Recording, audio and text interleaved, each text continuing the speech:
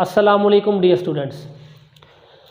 आज हम mathematics 10 class का चैप्टर नंबर 10 स्टार्ट करेंगे। तो ये है टेंजेंट ऑफ अ सर्कल। तो टेंजेंट के बारे में हमने पढ़ा था कि वो क्या होता है। हमने 8 क्लास के अंदर भी इसकी डेफिनेशन पढ़ी थी। A line which cuts the circle या a line which meet the circle, या एक और लफ्ज़ भी इसके लिए यूज किया जाता है, अ line which intersect the circle eight single point only. ये जो लाइन है सारी, ये क्या है, हमारी टेंजेंट है और एक ही पॉइंट पे टी पे इस सर्कल को क्या कर रही है, मिल रही है, बाइसेक्ट कर रही है, इंटरसेक्ट कर रही है, मीट कर रही है। तो ये क्या होता है, टेंजेंट होता है। तो हमें कहते हैं फाइंड द अननोन वैल्यूज। तो ये हमारी एक ट्राइंगल बनेगी, राइट ट्राइंगल। इसके अंदर हम बेस, हाइपोटेन्यूज, परपेंडिकुलर, हम इन तीनों को देखेंगे। तीनों में से 2 गिवन होंगे, तीसरी को हम फाइंड आउट करने के लिए पाइथागोरस थ्योरम लगाएंगे। तो हम देखते हैं इसके अंदर बेस कितनी है, इसके अंदर परपेंडिकुलर कितना है, इसके अंदर हाइपोटेन्यूज कितना है। तो हाइपोटेन्यूज, बेस और परपेंडिकुलर की पहचान वही है, यानी जो 90 के सामने आ रहा है।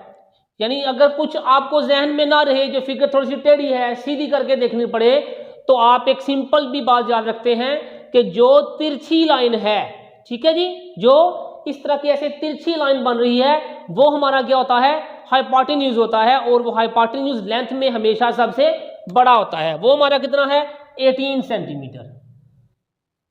उसके बाद जो हमारा होता है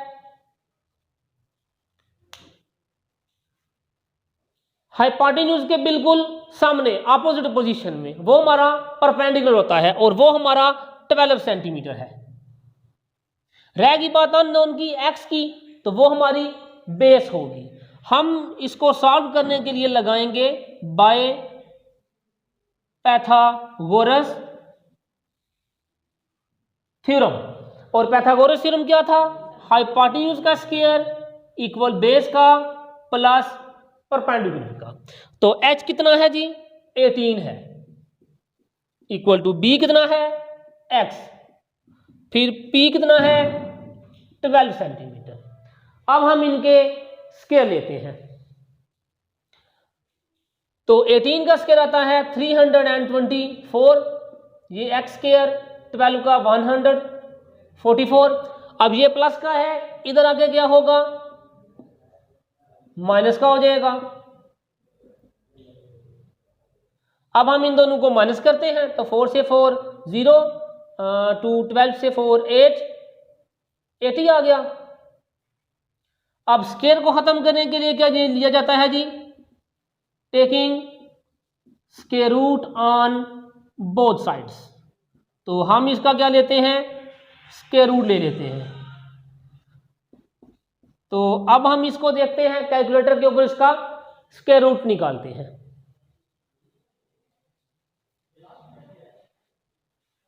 सुनिए, कैलकुलेटर नहीं रह गई ऐसी थी।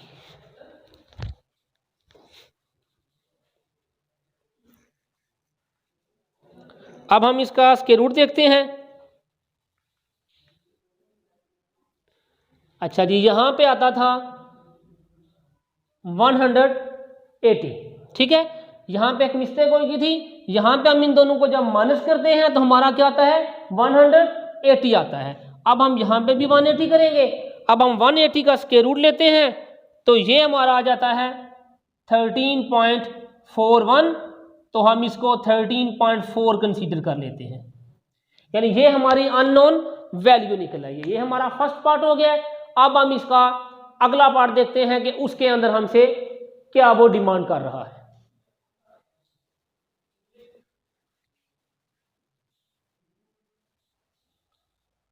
चलिए जी, अब हम इसका पार्ट नंबर 2 और 3 मैंने स्किप किया है, वो सेम पहले जैसे हैं, वो आपने खुद करने हैं। अब हम इसका पार्ट नंबर 4 देखते हैं। तो अब देखें, हाइपोटेन्यूज तो हमारा ये ओ क्यू एस से क्या निकलता है, 8। हम इसको खुद ही सेंटीमीटर कह देते हैं। पीछे रह गया बेस एंड परपेंडिकुलर। अब इसके सामने अपोजिट कौन है, x, ये हमारा परपेंडिकुलर है। रह गई बात बेस की। तो यहाँ पे देखें ये 3.6 सेंटीमीटर है, ये ओ से लेके टी तक भी रेडियस है और ओ से लेके एस तक भी रेडियस है। ये हमारा ओ से लेके एस तक बनेगा, बेस बनेगी। तो हमने 9th चैप्टर के अंदर पढ़ा था थ्योरम्स के अंदर भी कि all radii of circle are equal, के रेडियस जितने भी हों वो सारे के सारे लेंथ में क्या होते हैं जी, इक्वल होते हैं। अगर ये 3.6 सेंटीमीटर है तो ओ से लेके एस तक भी कितना होगा, 3.6 सेंटीमीटर होगा, 3.6। तो ये हमारी बेस आ गई। इसको भी सॉल्व करने के लिए हम क्या करेंगे, बाय पाइथागोरस थ्योरम। वो होता है h का स्क्वायर इक्वल टू b का स्क्वायर प्लस p का स्क्वायर। हम देखते हैं h क्या है हमारा 8, देन b क्या है 3.6 और p क्या है x। 8 का स्क्वायर 64। अब हम देखते हैं 3.6 का स्क्वायर क्या आता है, तो वो हमारा आ रहा है 12.96। ये इधर आके माइनस हो जाएगा, आप इन दोनों को माइनस कर लें, ये आ रहा है 15.04। अब स्क्वायर को खत्म करने के लिए इसी तरह क्या लेना पड़ता है जी, स्क्वायर रूट लेना पड़ता है। तो taking square root on both sides, हम इसका स्क्वायर रूट ले लेते हैं, ये कट जाता है और यहां से आपका क्या बन जाता है, इसका स्क्वायर रूट 7.14 सेंटीमीटर। तो आज हमारा चैप्टर नंबर 10 भी कंप्लीट हो गया। नेक्स्ट लेक्चर में हम इंशाल्लाह चैप्टर नंबर 11 करेंगे। अब हम चैप्टर नंबर 11 देखते हैं। इसमें है कॉर्ड्स एंड आर्क्स। तो कॉर्ड के बारे में हम 9th चैप्टर में पढ़ चुके हैं, आर्क्स के बारे में भी हम वहां पे डेफिनेशंस की पढ़ चुके हैं। इसके अंदर जस्ट एक ही क्वेश्चन है रिवीजन एक्सरसाइज का, क्वेश्चन नंबर 2।